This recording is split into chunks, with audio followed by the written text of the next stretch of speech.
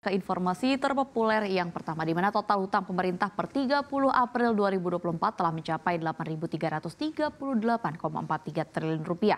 Sejak periode kedua Presiden Joko Widodo menjabat, total hutang itu telah bertambah sekitar 3.551,85 triliun rupiah, sebab posisi hutang terakhir pada 2019 nilainya telah mencapai 4.786,58 triliun rupiah. Dari catatan pada tahun 2019 hingga saat ini total hutang pemerintah mayoritas berasal dari penerbitan surat berharga negara atau SBN. Hingga akhir April 2024 total penerbitan SBN adalah sebesar 7.333,11 triliun rupiah. Sisanya berasal dari pinjaman yang sebesar 1.005,32 triliun rupiah. Untuk SBN terdiri dari penerbitan berdenominasi rupiah yaitu sebesar 5.899,2 triliun rupiah dan berdenominasi valuta asing atau FALA sebesar 1.433,9 triliun rupiah. Adapun pinjaman mayoritas berasal dari pinjaman luar negeri sebesar 969,28 triliun rupiah dan pinjaman dalam negeri 36,04 triliun rupiah. Meski total utang terus membengkak, namun rasio utang terhadap produk domestik bruto turun 4 tahun terakhir, meski rasio utang terhadap PDB terbaru masih jauh lebih tinggi dari 2019. Turunnya rasio utang terhadap PDB ini terjadi karena PDB Indonesia sendiri terus meningkat.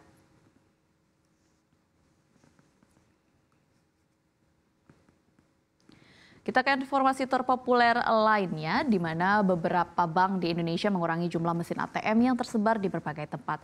Hal ini seperti yang tercatat dalam laporan surveillance perbankan Indonesia yang dirilis Otoritas Jasa Keuangan. Dalam laporan tersebut disebutkan bahwa jaringan kantor bank umum konvensional di seluruh Indonesia tersisa 115.539 per triwulan 4 2023, berkurang 4.676 unit. Jaringan kantor terbanyak masih didominasi oleh terminal perbankan elektronik seperti ATM, CDM, CRM sebanyak 91.412 unit. Jumlah ini menyusut 1.417 unit dari setahun sebelumnya, 92.829 unit dari 3 bulan sebelumnya. Pengamat perbankan dan praktisi sistem pembayaran Arianto Muditomo mengatakan penyebab turunnya jumlah jaringan kantor bank yang utamanya ATM karena kenyataan bahwa transaksi telah bergeser ke layanan digital. Selanjutnya ada biaya investasi dan perawatan mesin ATM yang relatif tinggi. Sedangkan dari sudut pandang nasabah, Arianto menyebutkan ada kebiasaan baru untuk menggunakan mobile banking dan mobile apps untuk transaksi keuangannya.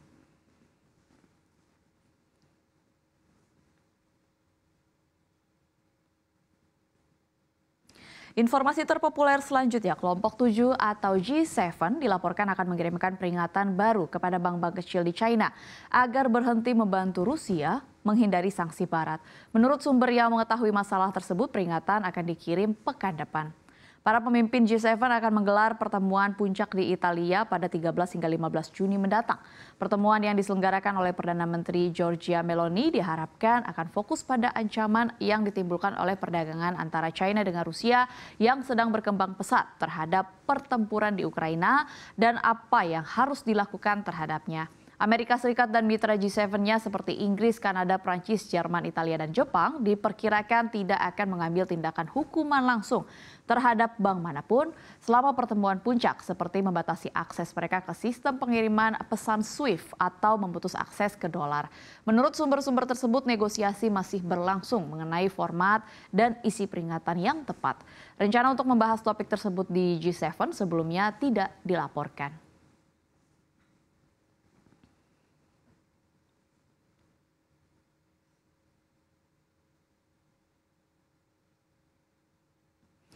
Kita ke informasi terpopuler yang terakhir, di mana kejadian matahari terbit dari barat diyakini akan terjadi. Padahal fenomena ini salah satu tanda mulainya kiamat dari kepercayaan umat muslim.